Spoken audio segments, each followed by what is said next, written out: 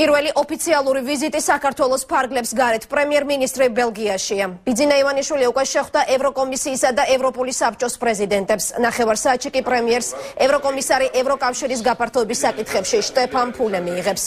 ასოცირების შესახებ შეთანხმება, სავიზო რეჟიმის ლიბერალიზაცია და თავისუფალი ვაჭრობის ხელშეკრულება.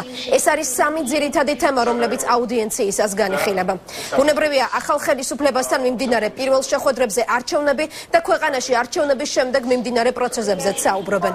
1 ოქტომბერი დღეს კიდევ ერთხელ შეაფასა ჟოზე მანუელ ბაროზო. ევროკომისიის პრეზიდენტმა საქართველოს საპარლამენტო არჩევნებს სამართლიანი და თავისუფალი უწოდა და იმედი გამოთქვა, რომ ახალი მთავრობა ხალხის მოლოდინს გაამართლებს.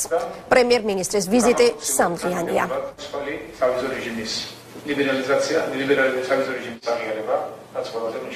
განვიხილეთ ყველა ის ძირითადი საკითხი და ყველა ის პრიორიტეტი, რომელიც დღის წესრიგშია დღეს საქართველოსა და ევროკავშირის შორის ურთიერთობებთან დაკავშირებით. განვიხილეთ ყველა საკითხი, გავაანალიზეთ დინამიკა და დავსახეთ ამოცანები, რაც შეიძლება სწრაფი განვითარების ჩვენი ორმხრივი ურთიერთობის.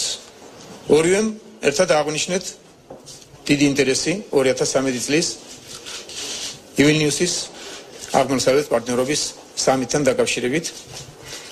ჩვენ ყველაფერს გავაკეთებთ იმისათვის, რომ საქართველოს მოახერხოს და მიაღწიოს და შეასრულოს ყველა ის ამოცანა, რომელიც დასახულია აღმოსავლეთ პარტნიორობის საგზაო რუკის მოქმედების გეგმის მიხედვით. არჩევნები საქართველოში წარმატებით ჩატარდა ჩვენის ვაღიარეთ როგორც თავისუფალი და სამართლიანი არჩევნები, მაგრამ ჩვენ ყველას კარგად მოგვეხსენება, რომ დემოკრატიული პროცესი არჩევნების შემდეგაც უნდა გაგრძელდეს.